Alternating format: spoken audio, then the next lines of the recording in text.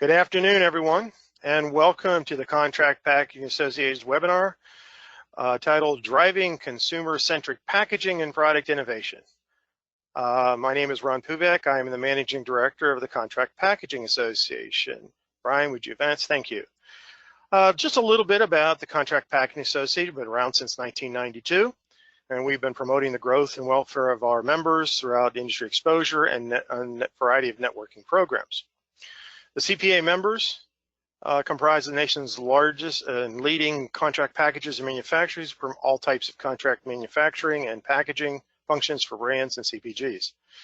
The Contract Packaging Association serves the needs of the industry through continuing education, market knowledge, and customer relationships. Next slide, please, Brian. Just a few factoids about the industry. This industry is growing at an extremely high rate. Notice 11.9, actually our last survey said 12.2. Over the last 5 years, compound annual growth rate. We network, we have up to 10 events a year, and this webinar is a part of our education and networking program. So let me just transition into the webinar. First of all of you are on mute. If you have any questions, please use the question box and we will respond to as many questions as we can.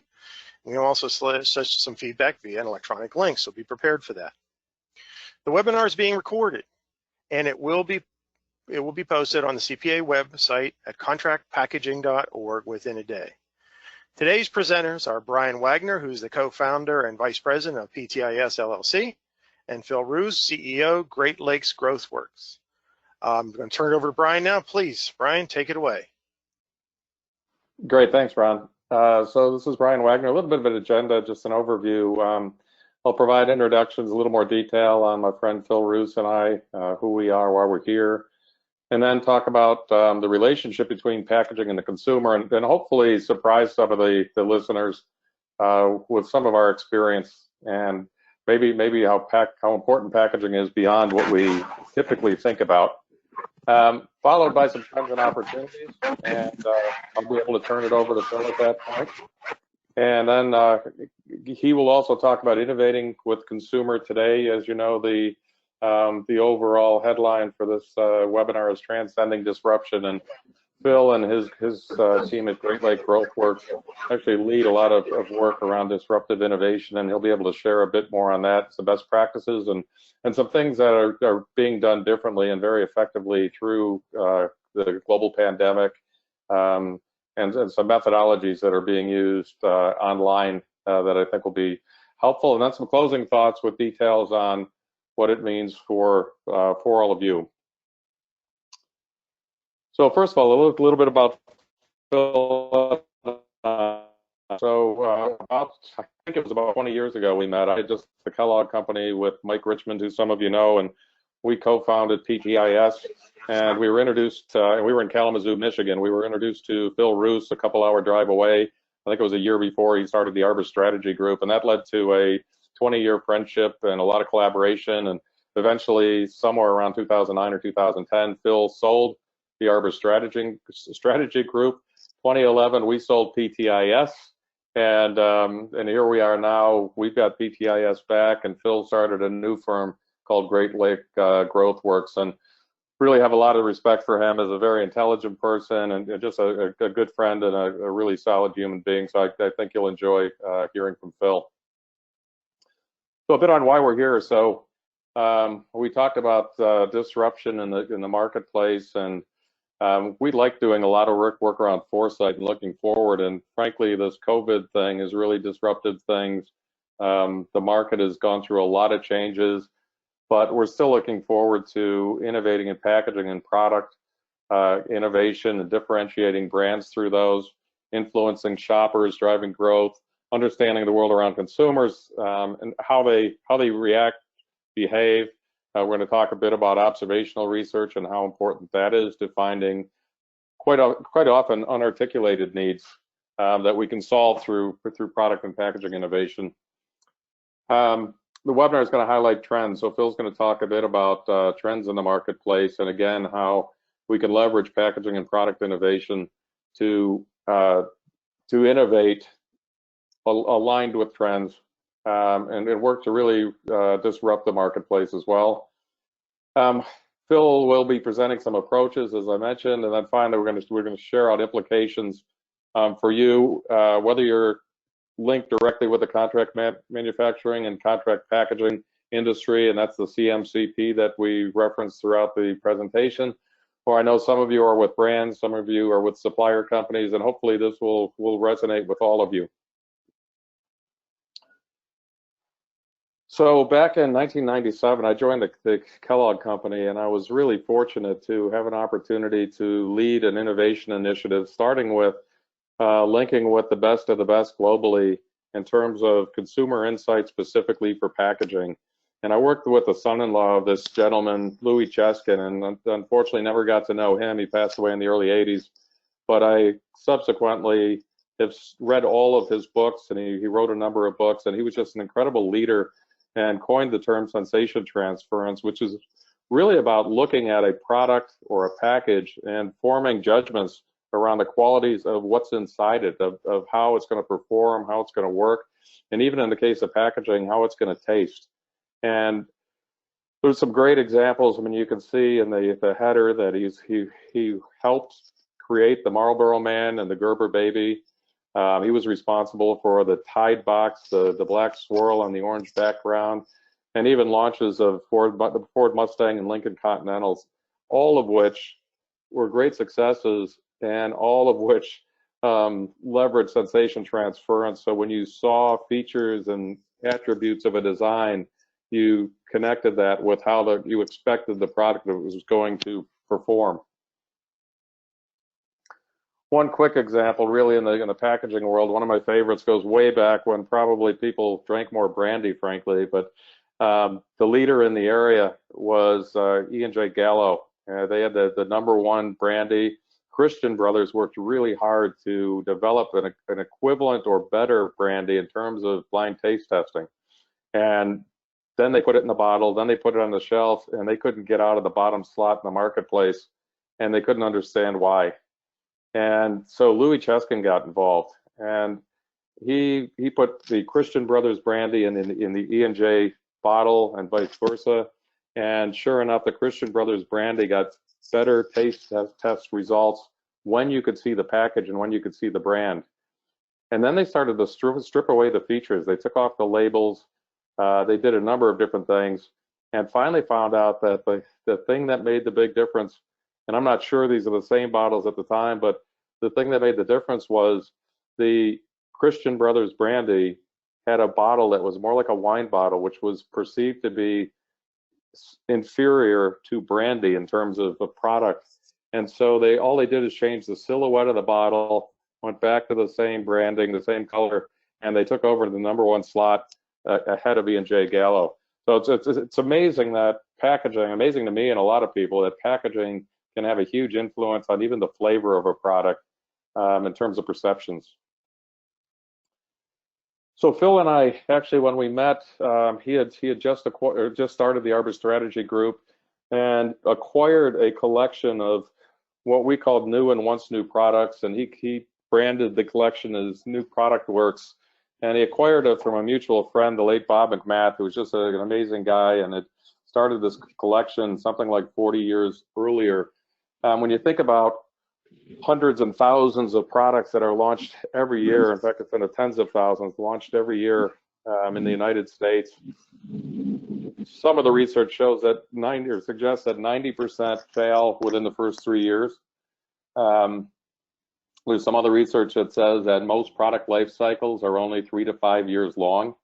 And we know that the contract packaging and manufacturing industry is playing such a huge role because the big brands can't afford to build brick and mortar factories anymore. And so being able to test and learn is such an important part of our industry in the food and beverage and consumer product industries. So a couple of these examples that come to mind, and Bob McMath was on almost every major network. He was on the Tonight Show. He took these stories, and they were so entertaining for people. But Frito-Lay lemonade was actually a product at the time. It didn't last long in the marketplace. Excuse me. Clairol launched a touch of yogurt shampoo. People actually thought it was yogurt, not shampoo, and they thought they were supposed to eat it. In your top left of your screen, the Wine and Dine dinner was kind of an elegant poultry-based hamburger helper. And Wine and Dine dinner, you took these ingredients and you mixed them with the chicken and you cooked them, and people were perceiving that that wine was for drinking while you cooked, and in fact, it was an ingredient intended to be part of the mix. It also failed miserably. Gerber Singles on the bottom left. Gerber did some great consumer insight research, and they found that seniors had a need for food that wasn't all that different from baby food, and they launched this product, and unfortunately it failed because the product might have been great, but there was an aura of being single and a senior, and also of a baby food jar representing something other than what seniors wanted to be seen buying. A lot more color to these stories, and there's thousands and thousands of them, but kind of entertaining and kind of interesting that the big brands who should know what they're doing in terms of consumer insight, frankly, don't get it right that often, and they seldom really understand packaging very well. And therefore, there's opportunities for some of you as leaders, and whether you're in a packaging department in a brand, or you're with a supplier company, or an OEM even, or with a contract manufacturer, if you really want to differentiate yourself, there's an opportunity to take your new solutions and test them with consumers before you take them as a potential solution to the big brands. So what's it all mean? Obviously to me, packaging is the product. Purchase decisions are made at shelf in something like 4.6 seconds. I'm not sure what the research is for e-commerce and online, but consumers make up their mind very quickly. And in doing research, it's really how you talk to them, get at their needs, understand attitudes and actual behaviors, and observation is critical to packaging. And I always talk about the need for creative people, engineers, marketing, branding, involving suppliers in research, because we all see potential solutions very differently. It's a best practice. Not a lot of companies do it.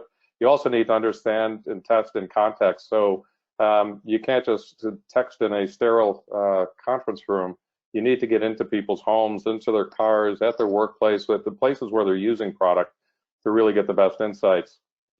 And then you need to recognize packaging is really integral to product development, not an afterthought. It's part of the brand, it's part of the product, and it needs to be prioritized as such.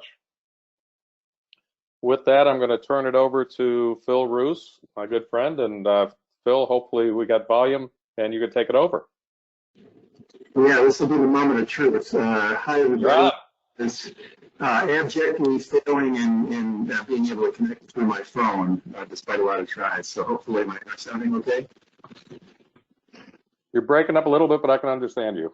Okay, I will talk with so that you can hear me here. So I'm going to talk a little bit about market trends and the role they play, and then link that to how that gets reflected in packaging and the importance of that. And then kind of segue from there a little later on, just talk a little bit about some ways that you can integrate consumers into the process very early in doing some of this work. So this is kind of a basic framework that probably doesn't sound too foreign to any of you, but it's pretty central to the work our firm does. I know the work Brian and the PTIS folks do, which is the idea that if you're we live now in a world that's changing at warp speed, and if you need to be reminded of that, just reflect back on the last 3 or 4 months, and it just seemed like a whole new world every week or two.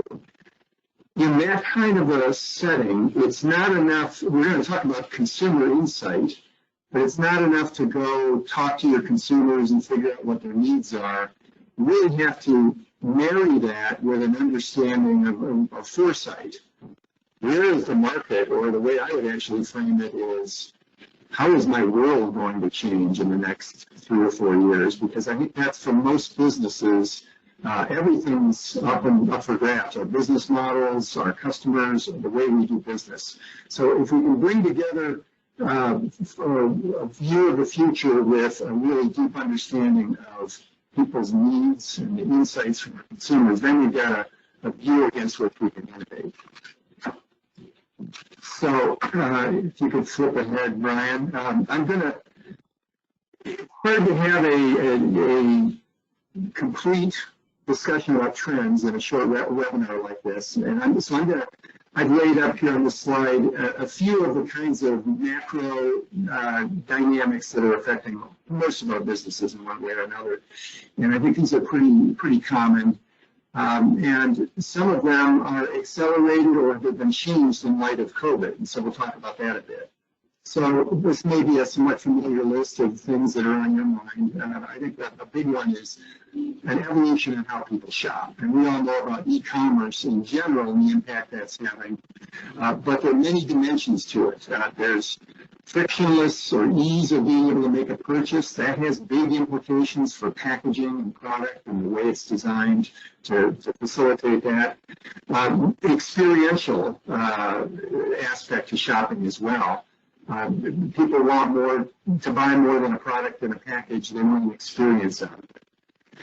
The whole direct-to-consumer and home delivery world has really revolutionized the businesses we're all in. Ubiquitous tech in everything we do to one degree or another, even if it's just how we order. Competition that we never knew existed. People who are selling things that we might sell, but they're selling them on the web or they're selling them in some other channel. And it's just really opened up to be a tough thing to track that, or to answer that question, who is my real competition? Consumers who care, that's really about people caring how their brands respond to different situations. And we see that right now with the Black Lives Matter protests. We see it with COVID and the health risks. But the way that a brand or a company the view they bring to the world, how they respond to the things going on in the world around us is really important, that people buy or don't buy based on that. Sustainability, we're all very familiar with that, but that's certainly here to stay, and we're here to stay and constantly evolving. And then brands as stories. And I think that's got really profound implications for packaging, because packaging in many cases may be the primary way that those stories get conveyed, and they have to be conveyed in a simple way, not with a million words.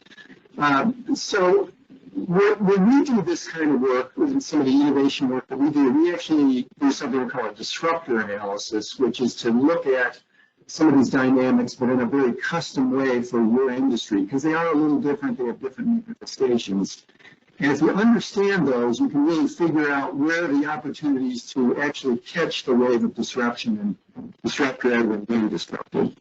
The last thing I'd say about this is that there are some potentially lasting impacts on this set of trends and the values that consumers have in light of COVID. And we've seen that we've been tracking and doing a lot of consumer conversations with people of different cohort groups.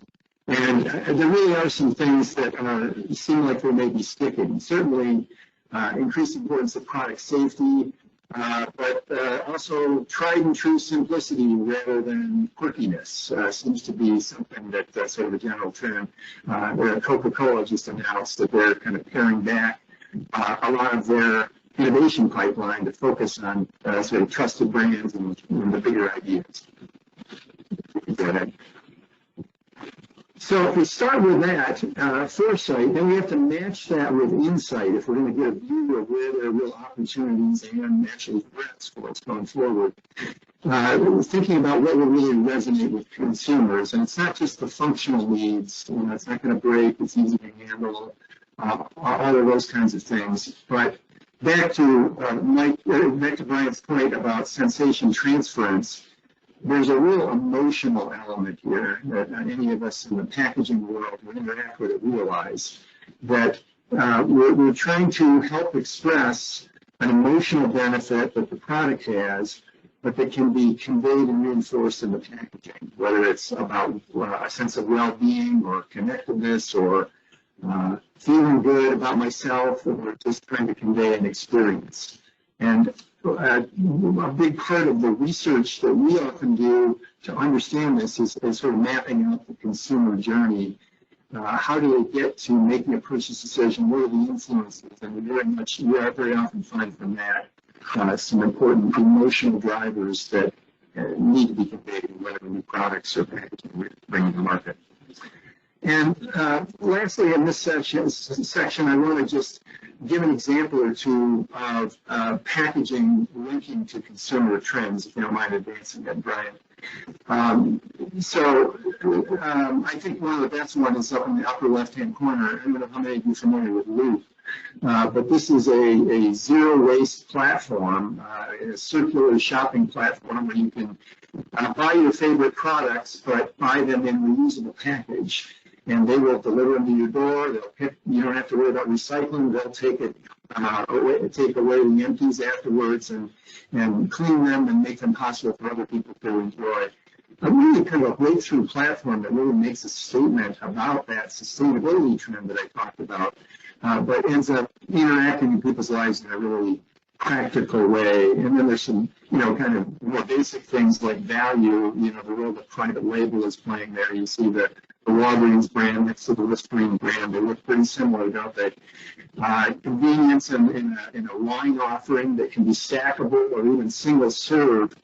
And I think that the Tide example is a good one, sort of showing the impact of different ways that people are shopping. And that's a package that's designed entirely for e-commerce, where there are different needs that are going through that channel. It may be it's meant to be avoiding leaks and damage and have a leaner footprint and a variety of other things that uniquely fit that channel. And I think there's going to be more and more importance in reflecting some of those big macro trends in the kinds of innovation that we bring to market. Okay, so just wrapping up this subsection, just when we think about the importance of packaging, as Brian always says, the package is the product. Purchase decisions are made and perceptions are made through the packaging as well as the product itself.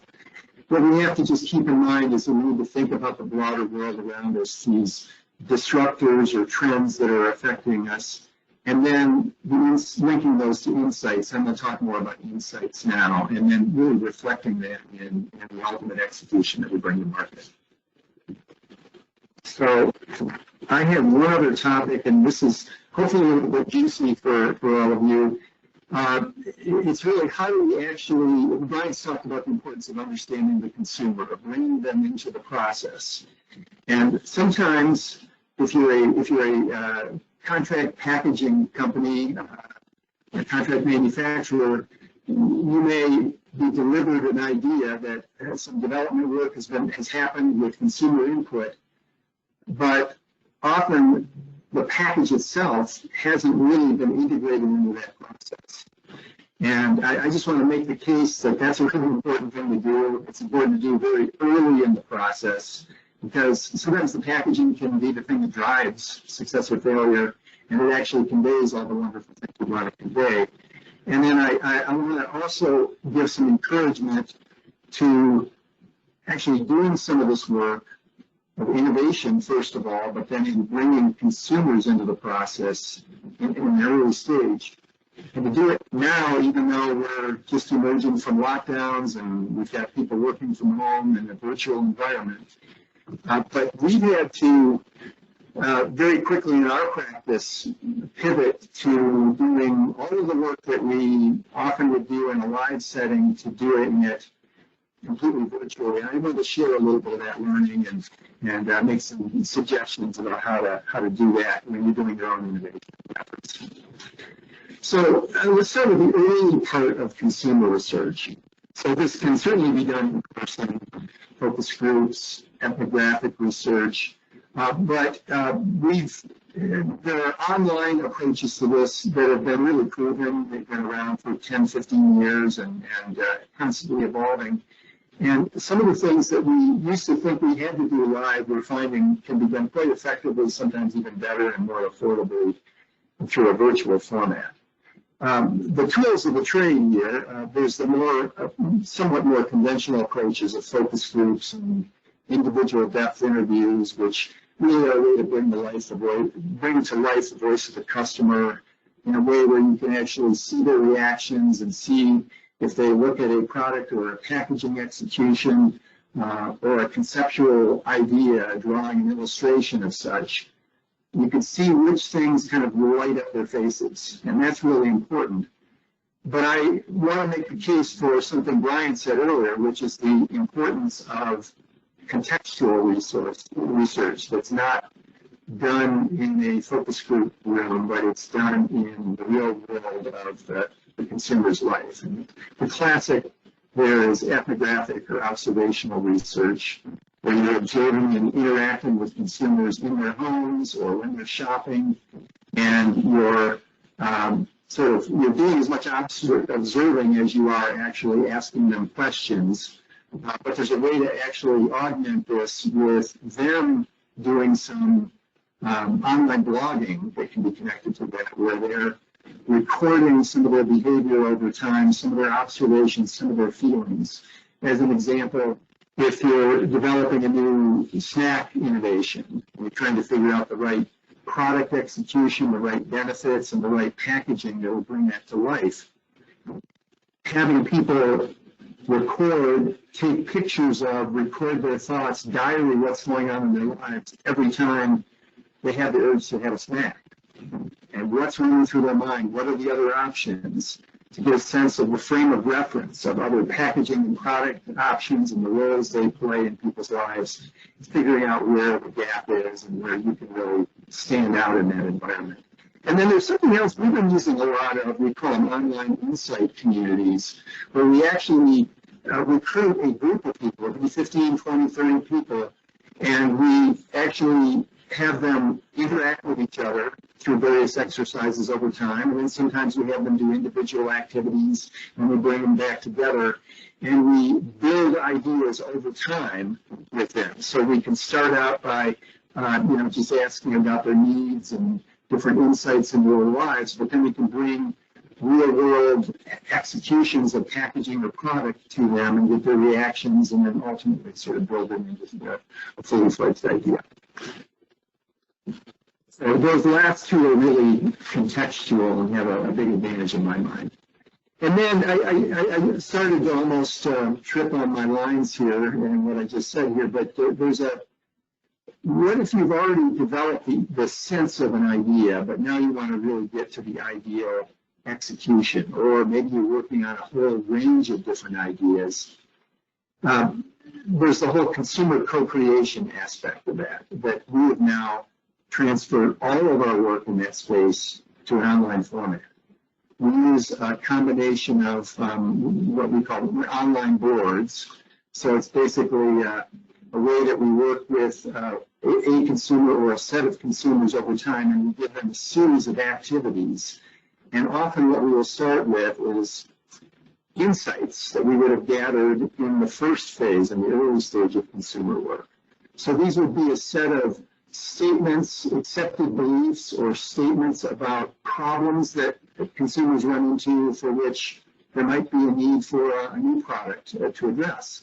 So we might ask them to just prioritize those insights, tell us which of the things that we're listing here are the most important, then take the most important ones and give them another exercise where we show a set of, we call them trigger ideas for product and packaging, and get their reactions to those and match them up to the insights, and then gradually over time start to create more detailed graphical expressions of the proposition as well as words on a page that would describe it. And sometimes we even add a quantitative step. We were doing a lot of this rapid quantitative testing, almost what we call it lightning strike, and Brian is using that a lot too in their practice, where you can get a quick read on an idea and execution, a package, and in a matter of 24, 48, 72 hours, know what's working and what isn't, and is it something that's likely to succeed in market. So all of this is, you might ask the question, because many of us who do research sort of grew up on live research in person. Is it worth it to do online work, and is it worth it to do it right now when we're still in the, hopefully the trailing edges of COVID, but I don't think it's going away completely for a while, unfortunately. And I think there are a number of reasons why this is a really affordable, agile, and very useful way to get consumer input into whatever development efforts you might be doing on your own or in conjunction with branded partners or retailers or others who are bringing these to market. Online methods are tried and true. As I said earlier, they've been around for a long time and they work. So that's one reason why they can make sense. They may not solve every part of the puzzle, but they're an important piece of the puzzle. And generally, it's that contextual piece that Brian was talking about. And not to go through all this, but I would, in sort of the fourth bullet on this page, I wouldn't underestimate the value of talking to consumers right now. I've heard some of our clients who have said, gee, I don't know, I don't want to talk to people when they're not themselves, when they're holed up at home, and when they may not be telling us things that will be reflective of what's happening in the real world. And certainly there's a little bit of filtering out of what they say right now. There's some things that are just about the here and now, but in the sessions we've held, there are some clear things that are going to stick. I mentioned some of the safety and sanitary kinds of considerations, wanting a lot of product assurance of quality and integrity that they maybe weren't as top of mind a few years ago or pre-COVID. But also what we find in the COVID environment, when people are holed up at home, some things that were small, kind of latent needs, problems, become really big when you're in a limited environment. And I think it's really actually an excellent time to go out there and find out what some of those are and be on the leading edge of addressing them as we move out of this. So bottom line is stay connected to your consumers and the end users of some of your products and packaging. I think that's really important. And last thing I have just listed here, and you don't need to go through all this, but there are some kind of best practices in terms of online research and approaches. I've kind of covered this already, but this just kind of talks about some of the differences and the advantages and disadvantages. And I think we've sort of covered that already. That insight, focus groups, or depth interviews, that's really would be the ability to see people's expressions. And the nice thing about doing this now is people have time on their hands. I know people are beginning to return to work, more so in some areas than others, but there are a lot of people at home and they are ready to talk. And so it's an opportunity. It's actually a lot easier to execute a smaller or larger scale consumer research effort now than before. And then digital ethnographies and insight communities, as I said, that's really about getting to the contextual elements, the real world of people's lives in their homes as they shop, as they go about their day-to-day lives. And there's some guidance in all of these. We would do things a bit different than you would in a live setting. For instance, in a focus group, we wouldn't do an 8-person focus group generally. We'd do 3 or 4 people, maybe 5 at the max, just because of the complexities of dealing with the technology. It's hard to have a free-for-all with lots of people talking at the same time because you can't hear any of them. So you can manage things like that a little bit better with a smaller group. So anyway, some conclusions from this, and I'll turn it back to Brian to wrap us up here. Don't be afraid to innovate now. I really feel, and I'm hearing this from clients too, that after a couple of months of some degree of lockdown or business not being as usual, there are companies and I would say competitors out there who have taken that time, the last 2 or 3 months, to figure out how's the world going to be different, where are my consumers, and how do I bring some stuff to market that will make a difference. And I think it's also an opportune time, if you're a contract packager or contract manufacturer, to begin bringing some of those ideas proactively, if you're not always doing that, to the brands that you're working with, because they're looking for ideas right now. And we're just getting to a point where people maybe have a little bit of budget to spend, and it's just a real opportunity. And I think not losing touch with our consumers during a time like this is really the wrong thing to do. There are also some pretty scrappy, very cost-effective ways to do some of the stuff that I just talked about. So over to you, Brian, with some closing thoughts. That's great, Phil. Thank you.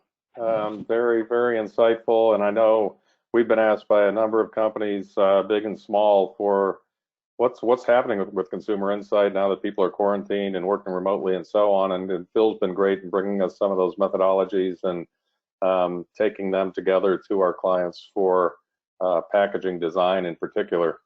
And it's funny, as you were talking, I thought about our definition of design as we think about packaging. It's the look and feel, it's the form and function, and sometimes most importantly is the emotional connection to the brand. And a lot of people, especially technical folks, and men for that matter, say that they don't shop emotionally, they shop logically, practically, but the truth is the research shows most purchase decisions are actually 80% emotional. And this brings us to that a little bit, that, you know, we look at value and how do you communicate value through packaging and package design, and the value is equal to benefits over cost versus the competition. Well, cost is always easy to quantify and easy to focus on, but the real and perceived benefits that packaging can communicate and deliver about the brand and about the product are really crucial. They tend to be emotional. They tend to be about things like relevance and differentiation, delivering portion control, communicating the brand message as a brand asset, emotional fulfillment. They're all very difficult things to quantify, and business decision makers love to quantify things, but frankly, the most important things that go through the consumer's mind when they purchase are emotional and not always quantifiable. So it's an important thing to keep in mind when doing research. So what's it mean for contract manufacturers, contract packagers, and also everybody along the value chain? We know that packaging influences consumer product perceptions, including things like taste and flavor. It's a critical asset, and contract manufacturers, contract packagers can help deliver the brand promise. Brands want new solutions and value. We hear it all the time. Leading contract manufacturers, contract packagers, packaging suppliers should monitor consumer trends. If nothing else, monitor consumer trends and what's happening with them. There's plenty of journals, there's plenty of sources, webinars to understand what's happening with consumers and maybe how you might be able to differentiate brands in the marketplace. And we've worked with some to even conduct their own research. We've had some bring a major brand to the table with them. We've done work with Phil's firm and brought them together and done work to identify new package opportunities, new opening features, formats, sealing technologies, a number of different things. And the leaders are doing that. But also, we believe suppliers, and we know some who ask to be involved in consumer research with the brand owners. The answer is not always yes, but also to see research. So when brands go to their contract manufacturers and they say, you know, we'd love to put this, whatever this thing is, a new ingredient, say in a small pouch or a small sachet, and it should really be a unique and novel touch and feel and look with a great convenient opening feature. Quite often, and way too often, what happens is the contract manufacturer, the supplier says, well, we can't do any of that. Here's what we can do. And the big brands settle for whatever that solution is that can be manufactured today. We really see an opportunity to not just be an order taker, but to push back on them a little bit, take this insight, and look for ways to modify your equipment and your materials to deliver what the insights really pulled out. So that, you know, probably the brand owner tested a concept that was a brand message, it was a specific product, it was in a package. It really should stay in that package and not change to something else just because a contract manufacturer can make that something else. And we see collaboration in everything we do is key. If you want to get to market quicker, don't try doing it yourself.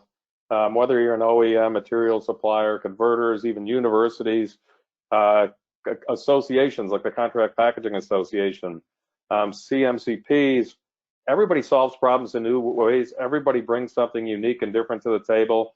And the more you can collaborate, the more you're going to be successful. Then finally, products fail for many reasons. That 90% number I shared earlier It can be bad messaging. It can be one word in an advertisement. It can be a bad package that wasn't the package that was tested. It can be a flavor wasn't quite what was tested in a blind sensory test, and then all of a sudden you put it in a different package, and it changes the perception of how that performs. It can be so many different things, but our job is to help you and help companies to be successful and improve the success rate. Procter & Gamble, I think, has been quoted as having a 55% success rate. So 90% average doesn't apply to everybody. There are some really positive exceptions out there. And that gold standard that gets tested in consumer insight testing should be a gold standard that goes into a design brief, a product brief, and a marketing brief. And that's again, the look and feel, form and function, design, emotional connection to the brand. So with that, Ron, we'll wrap up, and certainly Phil and I can take any questions. Hey, great. Thank you, Brian. Thank you, Phil. Appreciate this. And by the way, there's just an observation. There's a lot of agreement appears to be on the go to the consumer now and get the insight. That now is the time to do that. So that's positive. And Phil, just to minimize the sound issues, I'll mute and unmute you if you don't mind during the conversation here. But we do have a good question. What are some of the leaders with respect to the understanding and using packaging to create new experience and solutions with packaging? Who wants to take that one? I'll go first since I'm unmuted. Okay, go ahead. That's okay. Yeah, we've actually done a fair amount of benchmarking and best practice work around this. Excuse me, I mentioned Procter & Gamble. They've been a leader for a long time. They really see packaging as part of the integrated solution in every one of their products and their whatever they have, 20 or 22 billion-dollar brands. We hear Nestle's name come up, Unilever's name come up quite often. Who am I missing? Pepsi, Coke. I mean, there are a number of companies who do it really well. Very few do it consistently very well. I think most of those I mentioned are great at understanding consumer insight early on, and really trying to understand unarticulated consumer needs. And one of the best practices, and again, I think it's Procter & Gamble, is that on every one of their leading brands, we're at least told that every 18 months they go back to consumers and they test the relevance of their design, their package design. And if for some reason a color needs to change a little bit, or a wording or a structural change, they make those changes very subtly so as not to disrupt what's in the consumer's mind. Phil, any add-ons? You listed everybody that was on my list, but I might just talk about what is more the norm. And I think that is packaging being tested. We're talking specifically about packaging being tested late in the process. I mean, even some really big name companies that you would recognize and think of as being at the high end of professionalism. Unfortunately, that is something that tends to happen. I think that's actually an opportunity for the membership of this association, because there may not be a function that really allows packaging to get involved early. And in all the work we do, that's like part of the very first conversations, even the insight conversation. I think that's what's really needed, and there may be an opportunity to fill some of that gap for even some of the larger brand partners. Great, thank you. I have an interesting one here. Has the consumer become more complex to understand? And you were talking about filtering earlier. Can you give some insights on that? Phil, I'm going to give you that one. Has the consumer become more complex? Yes. Understand. Wow, that's a tough one to answer. I think at the core, if you think the core motivators that drive consumer behavior, I don't think those actually change, but the ways in which you can get those motivations addressed have the number of things people are exposed to And with particularly the advent of technology and e-commerce, the number of things that people see all the time, I think there's a lot of shorthand decision-making and reaction that is happening that needs to be decoded and can be difficult to decode. That it's not, when we had a much simpler way that we bought and sold products and fewer choices, maybe it was easier to decode. And I think that's why, back to that use of contextual research, why that's so important, because there are a lot of these things people cannot even articulate what the complexity of the decision making and the choices they're evaluating. You have to sort of see it in action, infer, and then pose a question: what's going on there, to really understand it. Right?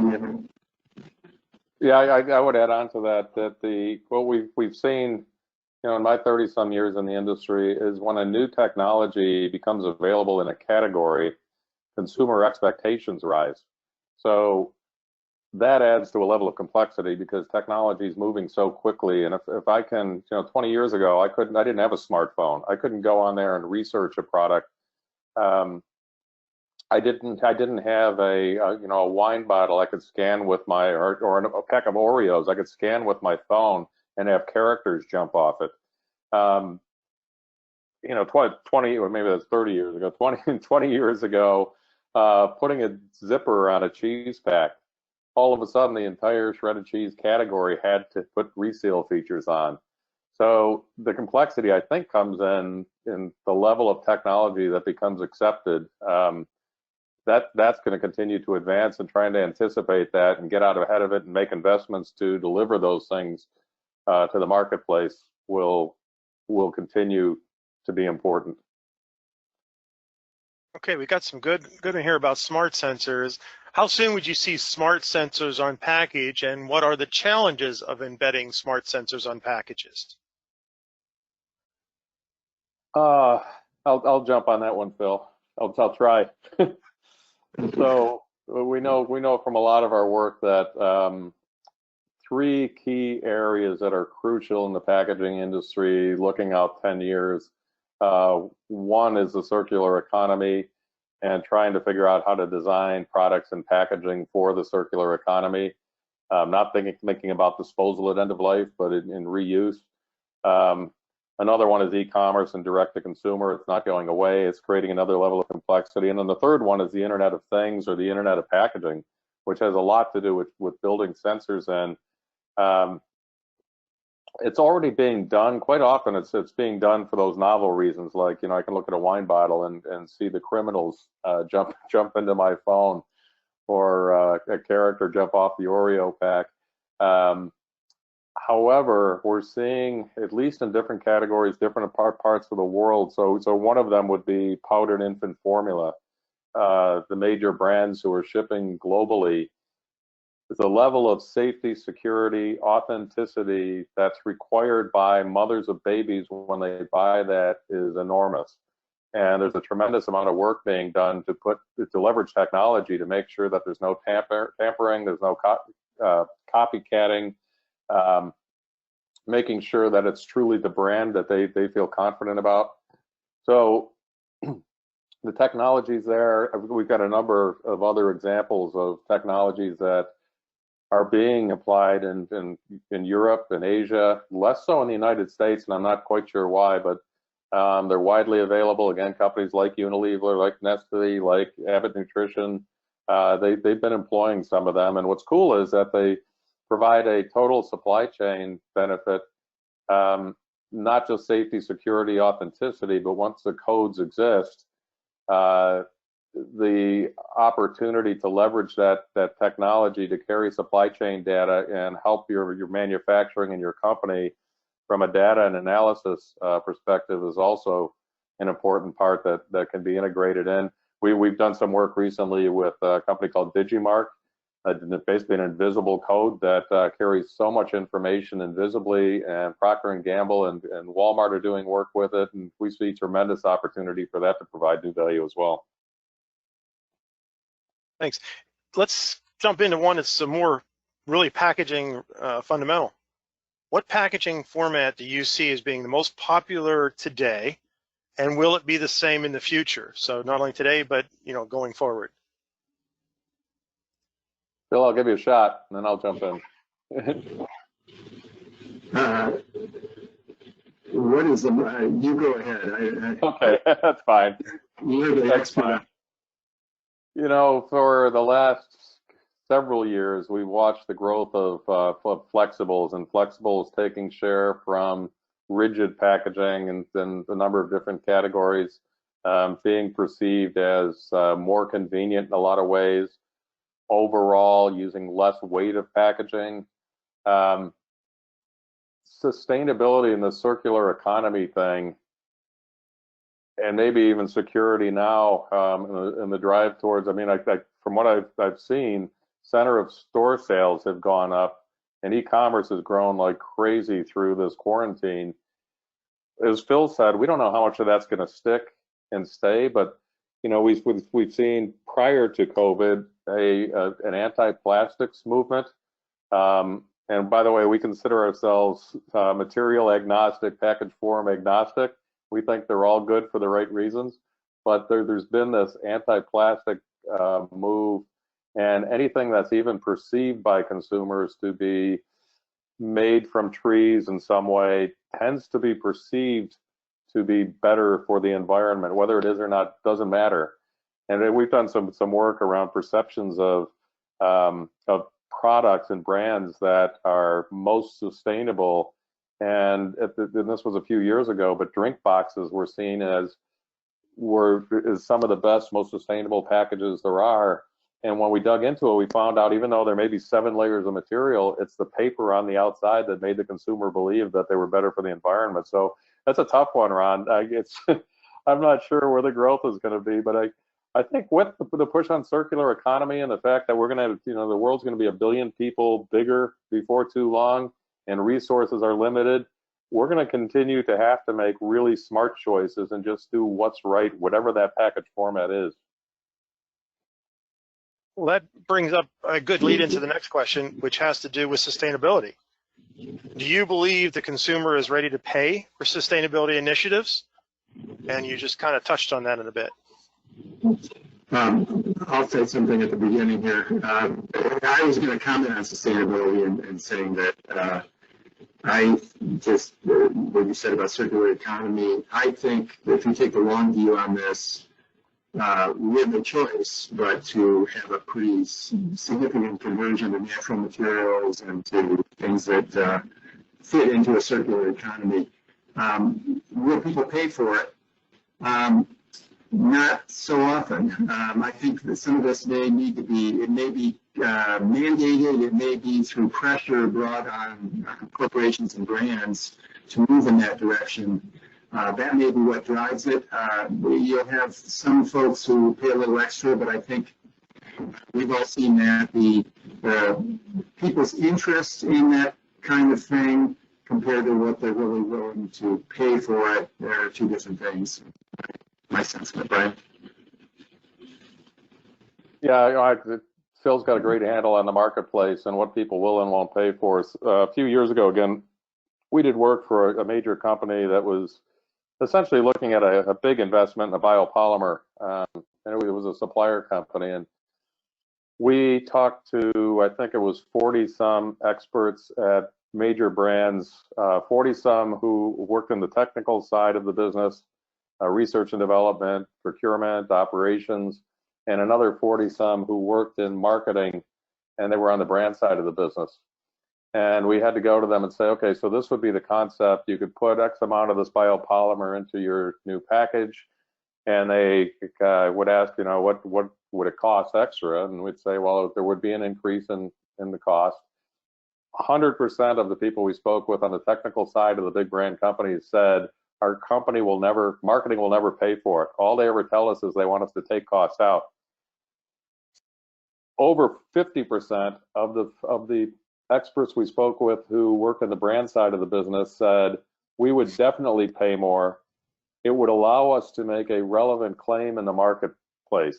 We would either increase the cost of our product, or we would take the risk on reducing our margin because we're looking to differentiate our brand. And that would be something, if we can make a a reputable claim that we would consider switching to. All right, I think we're going to close out with this one because I think this is going to give you the big bell here. So what are your thoughts on the consumer in a post-COVID world, the changes, the direction of the future?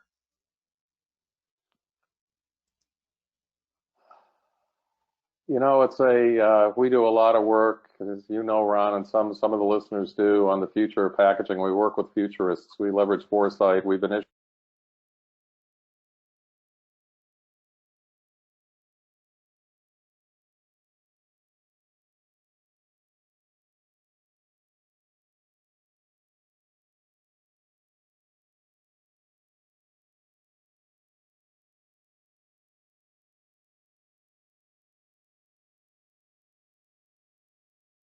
We are making changes. We know that consumers are experimenting more than they have in ages. Brands that, you know, millennials and Gen Z are hardly familiar with because they were at the center of the store and they were long shelf life, dry items, canned items. They're eating them now and they're trying them, and they may stay with those and they may become more familiar with those package formats. So safety, security is becoming more of an issue. And I think packaging features that, whether it's tamper evidence or just making sure that they're clean in some way. You know, we see beer cans that have plastic covers on them. Maybe that'll be more normal. We can't really predict the future, but there's a lot of things pointing to new opportunities. We think, you know, plastic bag bans in the various states, the bans went away. We think the bans will come back. As Phil said, we've got to take the long-term view and really look at what kind of things need to stick and what kind of things we'll go back to. And e-commerce will not go back to the numbers it was at. They've accelerated, and we're getting more accustomed to home delivery of groceries, food, and we need innovation. I think innovation will be necessary and will drive new solutions in all of those areas I talked about, whether it's e-commerce or circular economy or the Internet of Things. Yeah, and I just add to Brian's very good list. One of the things I think is going to be one of the most fundamental changes, and I think is going to be enduring, is thinking of brands and companies in a humanized way and having an expectation that for me to buy a product or service, it has to reflect my values in some way. I think we're seeing that the role of brand as advocate is much bigger than it ever was. And that, as I said earlier, I think that really puts a lot of responsibility on packaging to help reinforce that and help convey it. And I think, you know, demands for transparency and understanding materials and everything else that goes into a product or service, but also just the gestalt of what is this, the totality of this brand representing, and does it fit with who I am as a person, rather than a more transactional kind of feel. I think that's a big deal going forward. Agreed. Gentlemen, we've gone to our time. We want to thank you. You guys never disappoint. Again, reminding everyone who's on the call, the webinar will be up in a day or two on the contract packaging website. We'll issue a quick survey after this is over. Please answer it. And thank you all for attending. Thank you, Brian. Thank you, Phil. And everybody have a great day.